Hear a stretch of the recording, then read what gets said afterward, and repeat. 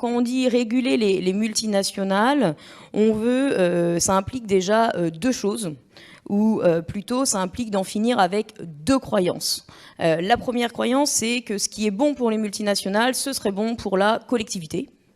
Et la deuxième croyance qui est que les multinationales ont juste besoin d'être outillées pour agir.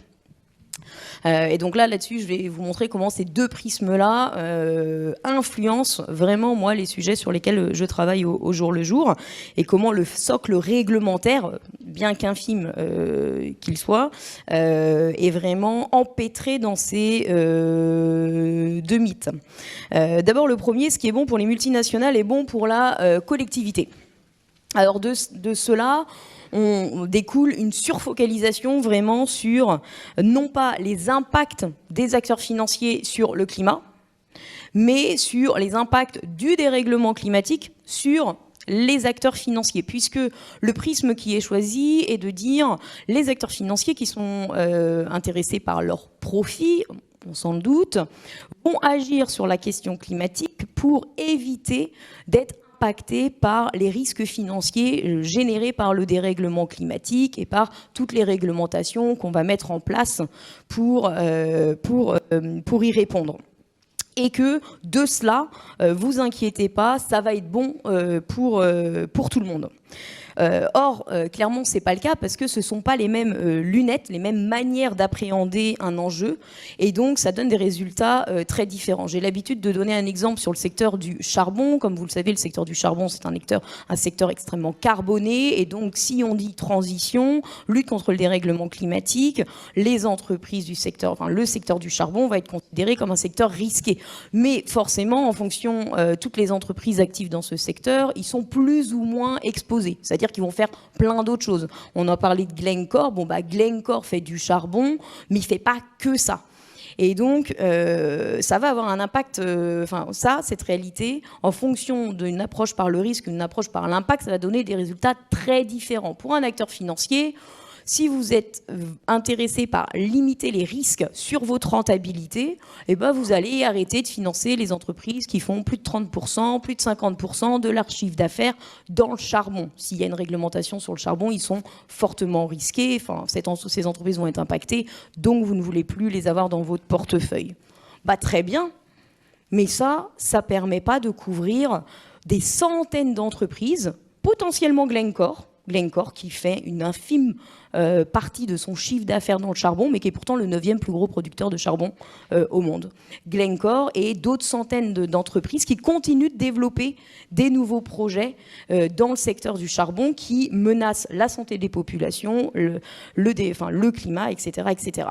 Et donc, en fonction, si vous prenez des lunettes qui ne visent qu'à protéger les acteurs financiers des risques liés au dérèglement climatique, eh ben, concrètement, vous faites pas du tout le job. Par contre, si vos lunettes visent à protéger la population, protéger l'environnement, protéger les écosystèmes, eh ben, vous allez adopter une réglementation sur le charbon, mais qui n'a absolument rien à voir. Or, vous allez regarder notamment, non pas la part du chiffre d'affaires tiré d'une activité dans le charbon, vous allez y regarder si l'entreprise en absolu est un poids lourd ou non du secteur, si l'entreprise développe des nouveaux projets. Or, le problème aujourd'hui, c'est que la majorité des textes réglementaires n'ont pas les bonnes lunettes, n'ont pas la bonne approche et sont basés vraiment sur une logique de gestion du risque financier pour les acteurs économiques et financiers, et pas du tout sur une prévention de leur propre impact sur le climat. Alors bien sûr, on a su arracher des réglementations qui font exception à ce cadre-là.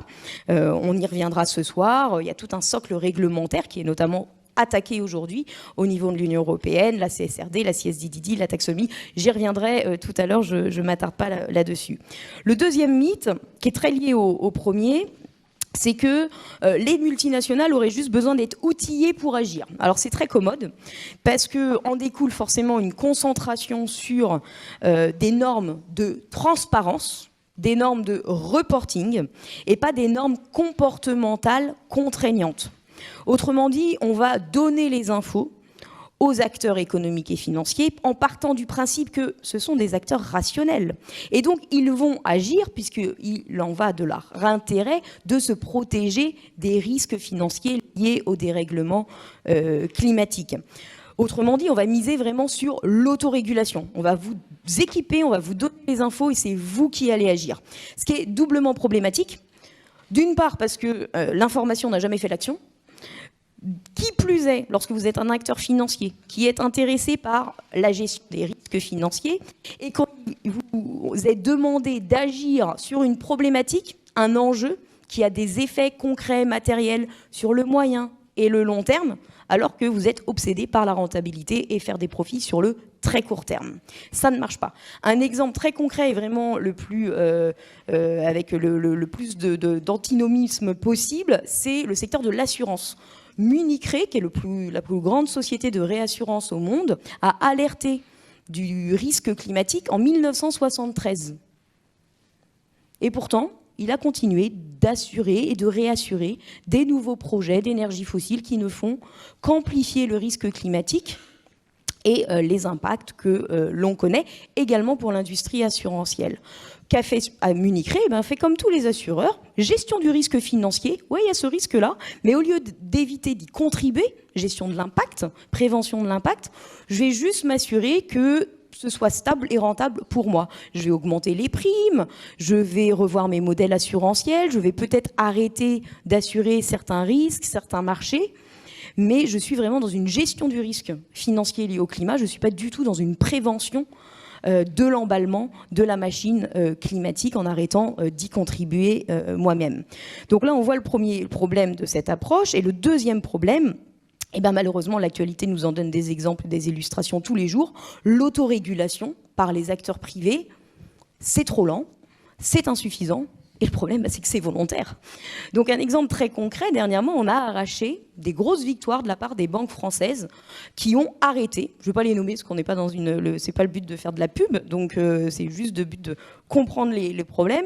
On a arraché des victoires de la part de grands groupes bancaires qui ont globalement arrêté plein de services stratégiques à Total Énergie et à toutes les majors pétrolières et gazières. Le problème, c'est que c'est trop lent, elles l'ont fait après les dates qu'il aurait fallu respecter suivant une trajectoire 1,5 degré.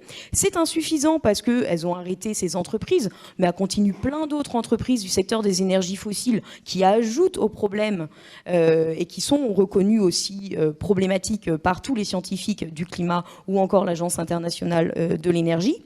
Et puis surtout, c'est volontaire. Il y a deux groupes qui ont agi, mais les deux autres groupes français, eux, continuent d'alimenter l'industrie des énergies fossiles et donc les risques climatiques qui sont derrière, en plus de tous les ravages sur les populations, bien entendu. Donc, on voit là les deux problèmes de ces partis pris.